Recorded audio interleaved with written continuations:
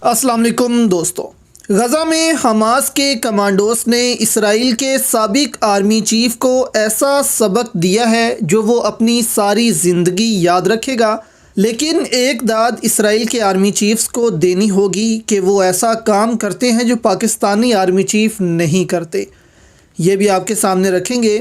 गज़ा में दोस्तों साबिक आर्मी चीफ के बेटे को मार दिया गया है। इस वक्त सीज़ फायर के बाद से अब तक दोस्तों 87 के करीब इसराइली फ़ौजी मारे जा चुके हैं गज़ा में, जबकि 17,000 से ज़्यादा गज़ा में आम शहरी अपनी जानों से हाथ धो बैठे हैं।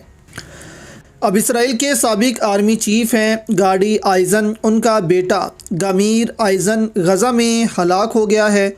इससे पहले इसराइली वज़ीर आज़म का भतीजा भी गज़ा में मारा गया था। इसराइली मीडिया का कहना है कि साबिक इसराइली आर्मी चीफ का फ़ौजी बेटा गॉल मीर शुमाली गज़ा में झड़प में मारा गया है।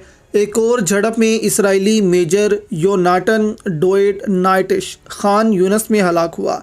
इसराइली फ़ौज ने ज़मीनी ऑपरेशन में अब तक 87 इसराइली फ़ौजियों की हलाकत की तस्दीक कर दी है। अब देखें, इसराइल जितना इस जंग को ईज़ी समझ रहा था, इतनी ये जंग ईज़ी है नहीं। इसराइल के पास इस वक्त 1,60,000 के करीब फ़ौजी हैं, रिज़र्व्स भी हैं, लेकिन एक्टिव जो हैं उनकी तादाद सिर्फ़ 1,60,000 है और पाकिस्तान के पास तकरीबन 6 लाख से ऊपर एक्टिव आर्मी है।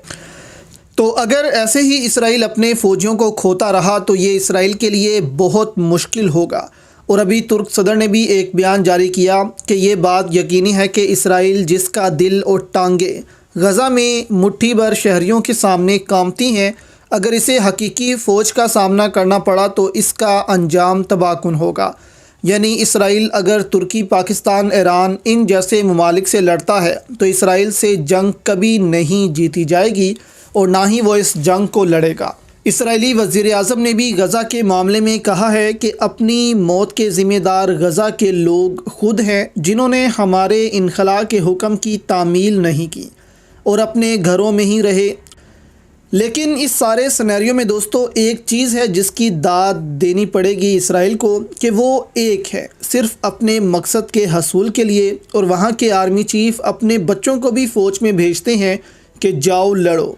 ये जज्बा पाकिस्तानी फ़ौज में भी था, लेकिन अब पता नहीं क्यों ये दम तोड़ता जा रहा है। ना कियानी के बच्चे फ़ौज में आए, ना मुशर्रफ के, ना रहील शरीफ के, ना कमर बाजवा के। क्या इतना पैसा ये बना लेते हैं कि फिर इनके बाद इनको डर लगता है कि कहीं ये अपने बच्चों को फ़ौज में बेचकर इनको खो ना दें।